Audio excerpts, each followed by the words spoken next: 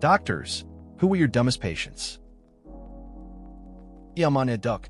I once had a 20-year-old and his girlfriend come in at 2 a.m. freaking out because something had tore his throat open. He seemed fine.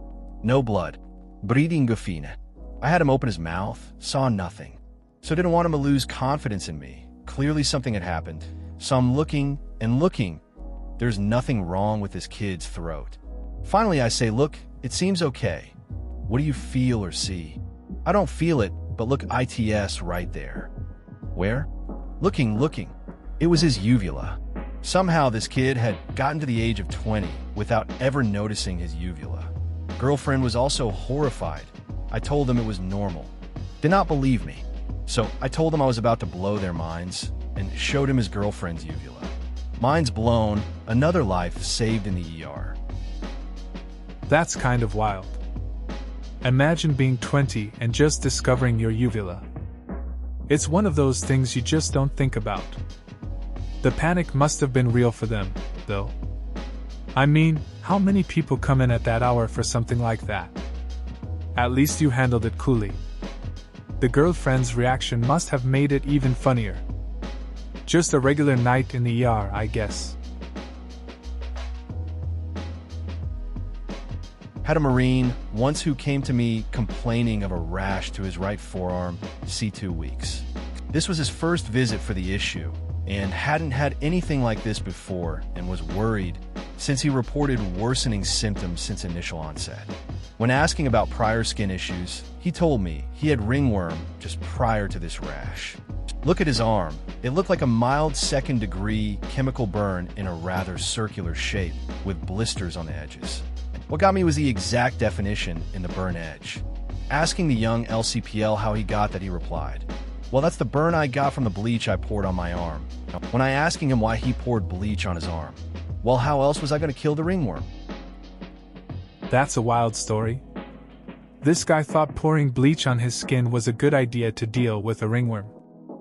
I've seen folks try weird remedies before, but this one takes it. I mean, it makes sense he got a bad burn. Sometimes you have to shake your head at the lengths people go to for a solution. It's just a reminder to stick to safer options, really. I was an intern in the ER. I have seen a lot of stupid people. It was a small town and all. The worst, I think, was when I walked in and the floor smelled like... I don't even know. It was by far the worst thing I had ever smelled. I asked a passing nurse what the smell was, and he just shrugged his shoulders and told me someone probably shit everywhere. Well, the doctor is preparing to go into this room, but I did not expect what would happen next. He opened the door, and I almost barfed. It was extremely hard to keep my professional composure. The guy had his leg wrapped up. The doctor asked him to unwrap it, and it was gangrene. From his foot up to the middle of his thigh. The smell I had been smelling was rotting flesh. The cause? The four-wheeler I was riding caught fire 6 months ago. That's a rough intro to the ER life. It's crazy how people neglect their health until it gets to that point. Makes you wonder what some folks think when they see warning signs. I can't imagine how hard it was to maintain your composure in that moment. It's wild to think that something like a fire can lead to such serious consequences. Just goes to show you need to take care of yourself. I posted this a while back when a similar question was asked. GP here. The most outrageous thing I've heard was from a boy who was something like 20 to 22 years old. Very poor, illiterate family. The boy had a bad case of tonsillitis and refused to take any meds because all he needed to do was bite the sun. Basically, at noon he had to look up to the sun, open his mouth as wide as possible, and bite the sun several times so it would burn his tonsils and cure him over the course of a couple weeks. When that wouldn't work, plan B was to do the same at night, but only under a full moon. TLDR, bite the sun and cure you tonsillitis. That's wild. I knew a kid back in school who thought he could cure his cold by standing in the rain. He'd argue that getting soaked would wash away the germs. It was pretty funny to watch him try to convince everyone, but he always ended up sick anyway. Sometimes people come up with the strangest solutions when they're desperate. Just goes to show how unconventional thinking can be. I worked at the ER during my internship and met a girl who had increasingly painful and red eyes since a couple of days back. The last 24H had been horrible. I asked about all the normal stuff, and she claimed to have no idea why she had this eye problem. She had never had anything wrong with her eyes. I proceed to drop some dye in her eyes to check them in a microscope, and when I do, I realize she's wearing contacts. She didn't like her natural eye color, so she had bought a set of blue-colored lenses 8 months earlier. Never removed them, not even during nighttime. Didn't even think to mention this to me. Claimed to have no foreign materials in her eyes. Needless to say, I gave her quite the harsh lecture and a referral to an ophthalmologist. It's wild how some people just don't think through the basics. This girl had her colored contacts in for 8 months straight. You'd think after a week, she'd notice something was off. I mean, everything has its limits, right? I had to explain how serious that was. Now she's stuck with a referral and a lesson learned. Makes you wonder what else people overlook in their day-to-day. Had a patient who was convinced that drinking grape juice with baking soda was helping him fight prostate cancer. But your cancer is actually getting worse. I'm going to stick with my plan. I really feel like it's helping. Edit. Yes, it is kind of like Steve Jobs. You can all stop replying that now, because we all get it. It's interesting how people cling to their beliefs, even when evidence suggests otherwise. I had a friend who went on about a specific diet that he thought cured his allergies. Every time he'd have a reaction, he'd still insist it was working. Sometimes you just have to let them do their thing and hope for the best, even if it doesn't make a lot of sense. People can be pretty stubborn like that. Surgical resident here. One that comes to mind while I was on the cardiothoracic service was a gentleman that came in through the trauma bay with a stab wound to the chest. He reported, after we fixed a rather large hole in his right ventricle, that he was just visiting a friend, and while on the stoop of the building, a random stanger stabbed him with a sword from a first-floor window. He proceeds to laugh, get back in his car with his buddies, and drive home, despite the rather profuse bleeding from his chest. He drives home for some period of time, and then eventually decides he should go to the hospital. Drives by himself to the hospital. Last thing he remembers was being on the way to the hospital. Lucky bastard was found in the parking lot, had passed out in his car.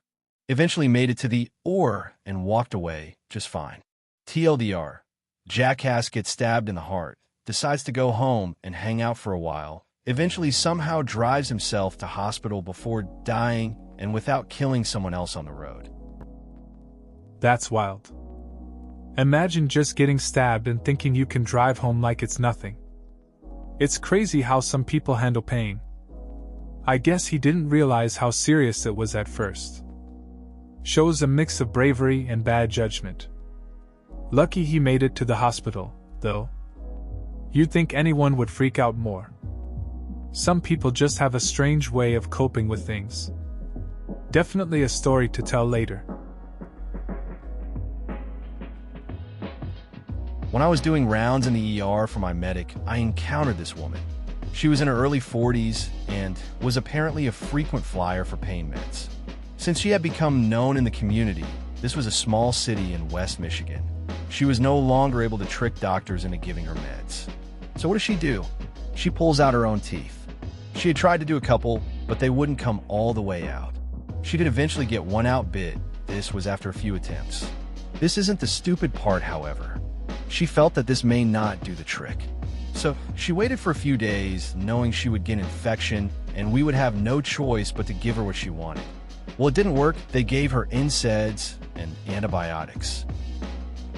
That's a wild story. It's strange how far some people will go just to get their hands on pain meds. I've seen similar things happen too. A friend of mine had a guy come in with a self-inflicted injury just to get a prescription. It's sad to think about the lengths they'll go, and it doesn't always end well for them. Just shows how complicated the issue really is. There was the guy whose elderly mother suffered a massive brain hemorrhage, and I had to tell him there was nothing surgically we could do for her.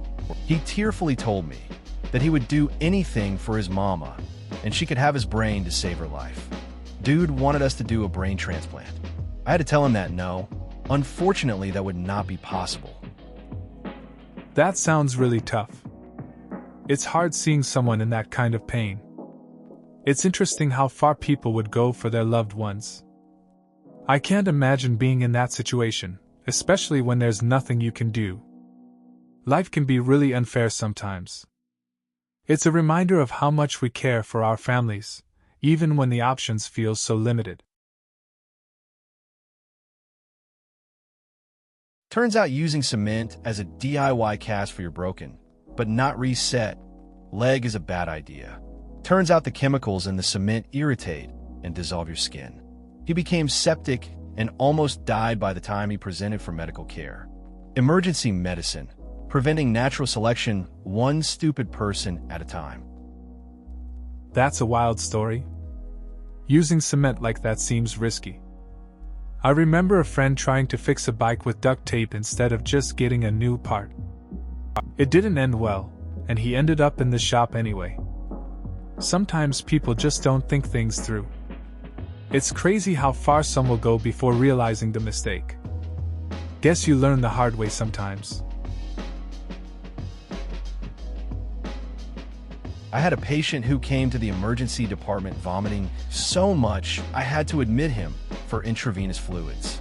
I took the usual history, including what he'd eaten recently. Nothing out of the ordinary. A few hours later, he calls me over. "Doctor, I did eat some chicken and rice earlier. My girlfriend made it yesterday, and we left it in the pan on top of the stove overnight, and I ate it this afternoon." This was in a July heat wave. Do you think that could have been it? Yes. Yes, I do. Besides, we had a little talk about food hygiene. That sounds like a rough situation. It's wild how people sometimes overlook basic food safety, especially in the summer. Leaving cooked food out overnight is a recipe for disaster. I had a friend who once ate some questionable leftovers from a party. It didn't end well for him either. You think it's fine until it bites you back. Food hygiene is really important, but some lessons just seem to have to be learned the hard way. During a fellowship in oncology, I had a nurse call me downstairs to discuss a patient. He was on a phase 1 clinical trial, and we needed to check trough values to see what his dose limit would be. We started out at 10 milligrams, in the form of 2.5 milligrams x4 tablets, so his dose could be modified without redispensing. Well, he could not comprehend the amount of pills he needed to take. Just did not understand that he needed to take only 4 every day, and he had a month's supply. We had to physically withhold his medication and have him come to the infusion center every day to take his medication because he would have otherwise overdosed and died. How hard is it to understand you take 4 tablets a day? It's interesting how some things that seem straightforward to us can be really confusing for others. I remember helping a friend with his medication once, and he struggled with the schedule. Although I explained it multiple times, he just couldn't grasp it. In the end, we had to create a chart for him. It's a reminder that everyone's ability to process information is different, and sometimes help is needed in simple ways. Optometrist here. Had a guy come in for a glasses exam for the first time in 10 years, and I discovered he had full-blown glaucoma going on, and I asked him if I could run a test to help confirm. He got super angry with me and demanded his prescription. I said, "I'll give that to you, but I need to prescribe you medicine to help save your sight." His response was, "Well, if the good Lord wants me to lose my sight, then who am I to stop him?" I made him sign a waiver, and he left. I've never been so frustrated at a patient. I hope he doesn't kill someone on the road one day. That's a tough situation. You try to help, but some people just don't see it that way. It's frustrating when someone ignores medical advice, especially with something serious like glaucoma. I get wanting to respect a person's beliefs, but it shouldn't come at the cost of their health. It's a reminder that not everyone values safety in the same way. Hope he finds a different perspective one day, I work as a scribe in the ER, and we had a guy come in asking to be tested because he may have an STD. So we start asking him if he has had unprotected sex and multiple partners, to which he answers yes. Next, we ask if he has any itching, rash, discharge, etc., to which he answers no. Well, this guy thought he caught asthma from having sex with some chick who had it. Asthma. He thought it was an STD. That's an interesting one. People can really mix things up sometimes. The guy's concern about asthma being an STD is pretty wild. You'd think he'd know the difference. It just goes to show how little some folks understand about health. It's a reminder that education on these topics really matters. You never know what someone might believe or confuse. It's important to clear things up, especially in the ER. Had a 70-year-old female come in with a broken rib and clavicle after falling. Tells me her only medications are insulin and Tums. While taking her history, she seems off. She's acting confused, her voice is deep, her face is swollen, and she's been having balance problems, textbook hypothyroidism. Turns out she had her thyroid removed a year ago. When I asked her if she was taking any medications for that, she tells me, yes, the Tums, I need the calcium for my thyroid. Where she came up with the idea that Tums were a great substitute for your thyroid, I will never know. Needless to say, she left with a new Synthroid RX. It's interesting how some people make connections that don't really add up. I had a friend who thought eating carrots would fix his eyesight because he heard it somewhere. He ignored all the actual advice about seeing a doctor. It took a whole year for him to finally get glasses.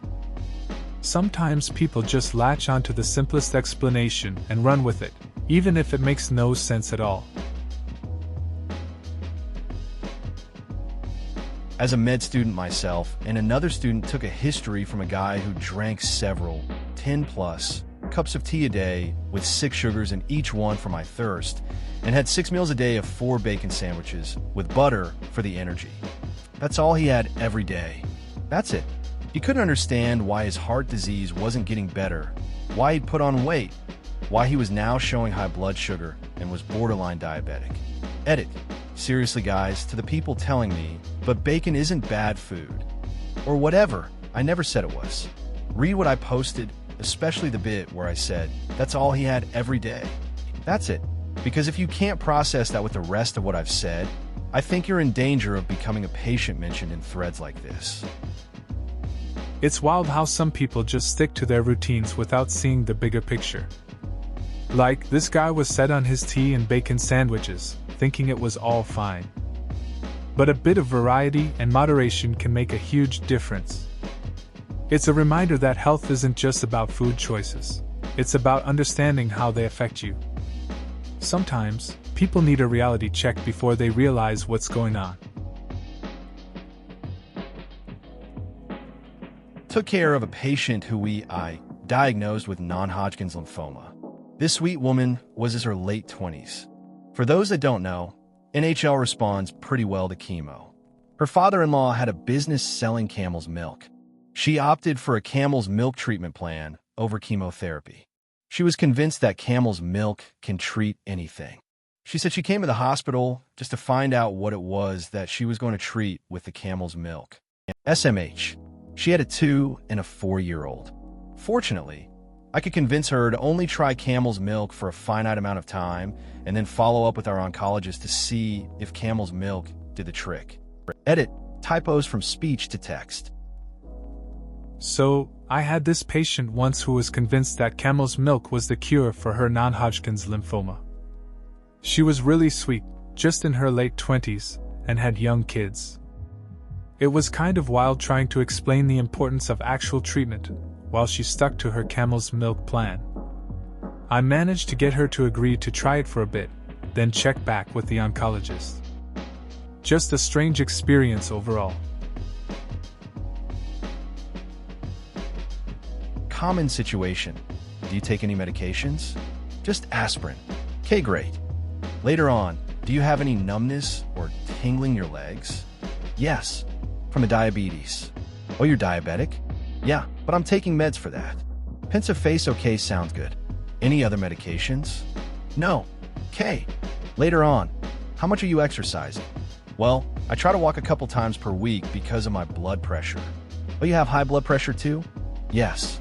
Are you medicated? Yes. Persevering face, subconsciously thinking, goddamn it. It's a pretty common chat, asking about meds. I remember this one time when a friend opened up about their health struggles. They had diabetes and high blood pressure, and it felt like every question led to another issue. They tried to stay positive, but you could sense the frustration. Just a reminder that keeping up with your health can feel like a never-ending cycle sometimes. Not a doctor, but work at a pharmacy. Once heard the story of a woman who came in, asked the pharmacist what she should ask the doctor to prescribe for a different kind of birth control, as she was having a hard time swallowing the one that she was on.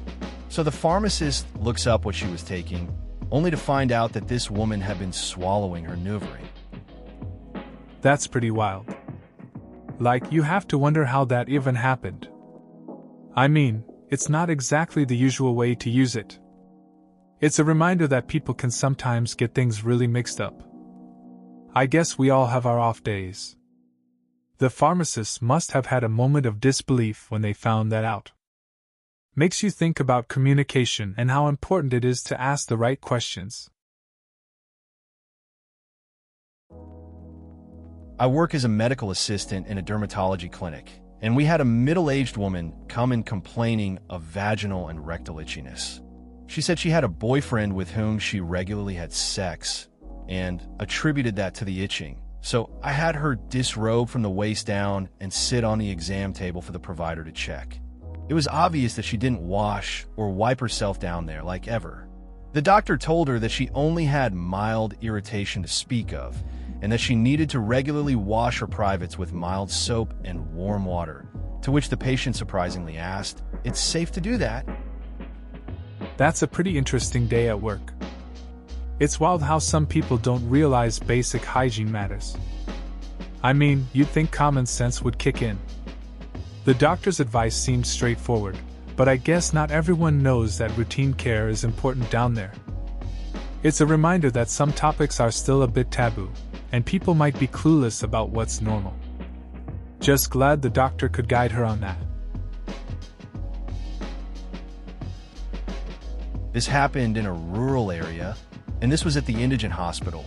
A man came in who had been chopping wood. The axe slipped, hitting his leg. He poured gasoline over it to try to disinfect it and stop the bleeding. Then he lit a cigarette. We were treating him for a very badly infected leg, which was also severely burned. Also, there's a saying in rural areas that it hurt so bad I could have shot it off. A woman came in who had sprained her ankle. She couldn't take the pain, so we ended up treating her for a self-inflicted gunshot wound to the foot. That's some wild stuff. I remember a friend who got a nasty cut while camping. He thought pouring beer on it would help clean it. Then, he tried to impress everyone by hiking back in flip-flops. He ended up slipping and rolling his ankle. We had to help him back to camp while he insisted he was fine, but it looked pretty bad. Long story short, we ended up laughing more than anything. PED's patient's parents were given the usual pre-op instructions. Blah, blah, blah. Patient needs to be NPO the usual 8 hours prior to surgery. Clear liquids only dash you can see through it.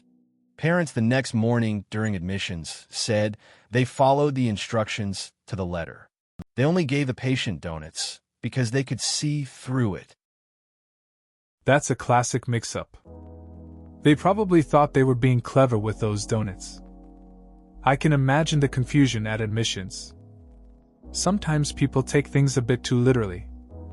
It's one of those moments that makes you realize how important clear communication is, especially when it comes to health instructions. It's funny, but also a bit concerning knowing how these things can happen.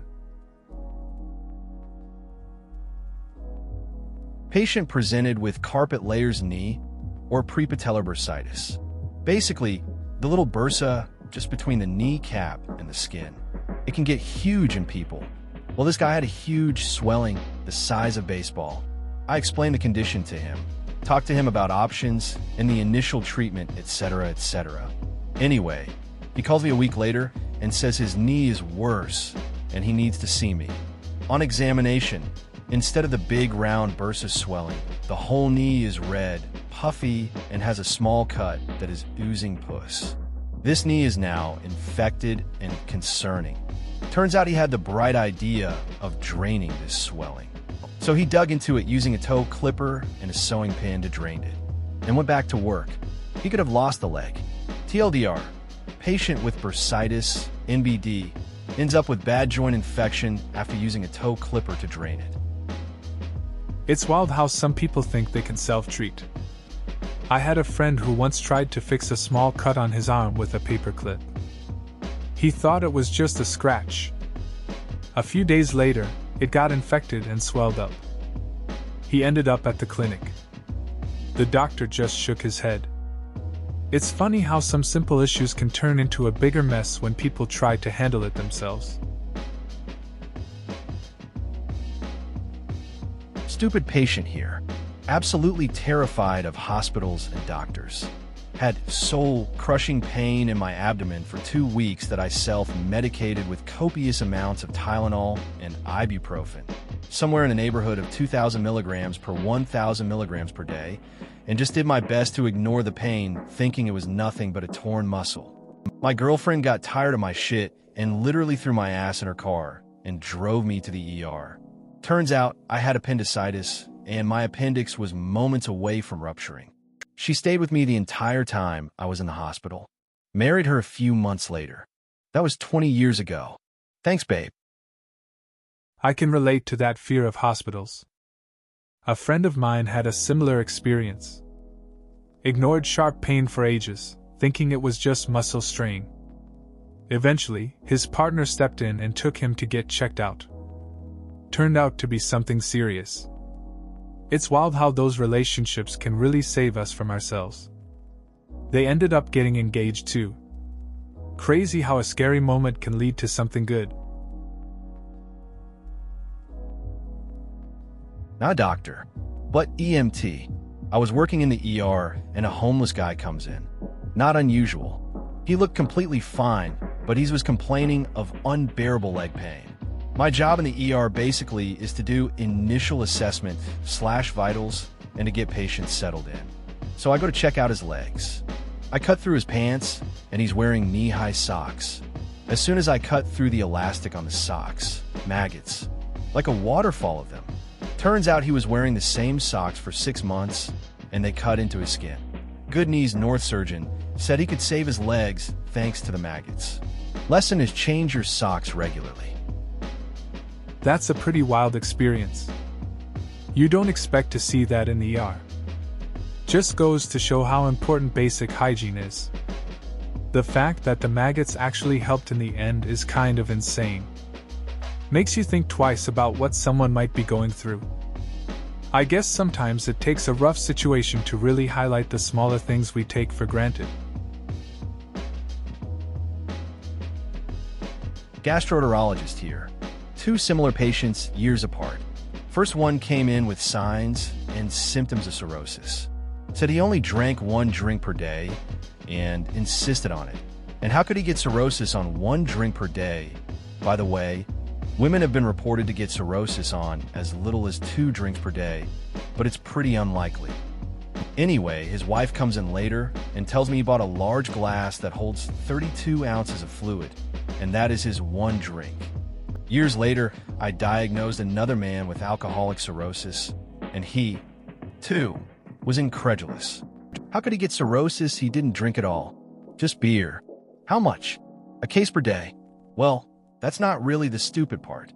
He drank during the day, on his job, as an electric company lineman, working on hot power lines 30 to 50 feet up.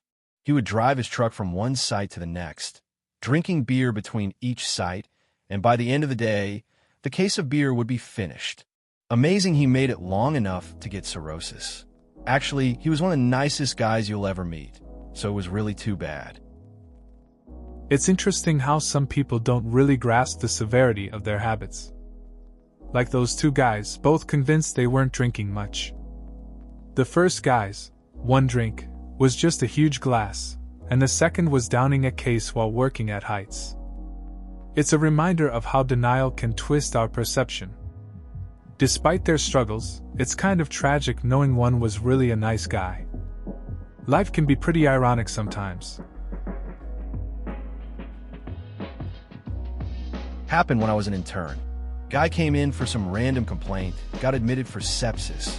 Saw him in his room, which had an oddly pleasant odor. Kinda odd, but didn't think much of it. Started to examine him and saw lots of bandage on his lower leg. Asked him why, and the dude said he had a wound and he wrapped it himself. So I started to take off the bandage and started to see blue. I was like, WTF? More and more blue bandage, and even his skin ulcer was blue. So, turns out, he thought since he would use Windex and Lysol etc. to clean tubs and drains, that would also be a great idea on his wound. Took a great while to convince him to stop. Not entirely sure I succeeded. That's definitely an eye-opener. You'd think people would be careful with wounds, but some just don't get it. The guy using cleaning products on a wound is wild. It's surprising how some people rationalize their decisions. Sometimes you just have to wonder what goes through their minds. I can't imagine how hard it was to change his perspective. Hope he eventually realized the importance of proper care. I'm not a physician, but I am a healthcare professional. I once had a chest pain patient who came into the nuclear medicine department for a typical MPI, and he had a very pungent, disgusting smell to him. I work/go to school at University Medical Center, so we serve the locals and indigent patients mostly. Finally, I get him to acknowledge the smell, and he says his toe has been feeling funny. Turns out he cut it or something, and an infection engulfed that toe and began eating part of his foot. It seriously might have been gangrene. I immediately called our nurse, who notified about 3 different physicians who took samples and immediately rushed him out of our department. That's a pretty intense situation. Sometimes you get to see some unexpected things in healthcare. The smell makes it memorable for sure. It's crazy how something small like a cut can escalate so quickly. Glad you acted fast and got the right people involved. No one wants to deal with infections like that, especially in a busy environment. Just goes to show how important attention to detail can be in this line of work. There are few things that make me as angry and incredulous. Incredulous? I'll work on it. Than those families on shows like My 600 Pounds Life who smuggle in bags and bags of fast food right after these people have had their stomach stapled. They wake up from surgery, and there is a 2-liter bottle of Coke on their bedside table they didn't ask for. The family has put out the food on top of their prodigious bellies, as though they're a living table. And of course these people have somehow failed to understand that they can't eat like that anymore. So the doctor comes in while they're eating the sorts of foods that their family has been supplying them with for years, and have to deliver a big dose of reality. It's frustrating to watch. You see someone trying to make a change, and then their family undermines it. A friend of mine had a similar issue. After getting fit, their family would cook all their old favorites, making it hard to stick to the new lifestyle. It took some honest conversations to get everyone on the same page. Support can really make a difference. Sometimes it feels like a battle instead. One of my oldest friends is a type 2 diabetic, and her family is the same way. I'm pretty sure if she were ever in the hospital, they would bring her whatever crap she wanted to eat. She's always like, my doctor said I can eat whatever I want in moderation. Except to her, moderation basically means all the time. It's interesting how we justify things, you know? Her take on moderation is a bit flexible. I get it though. When something feels restrictive, it's tempting to push those boundaries. Sometimes, we just want to enjoy life and food without too many rules. But it's a balancing act, especially with health issues in the mix. Still, we all have our guilty pleasures, right? Please consider subscribing if you enjoyed. Love.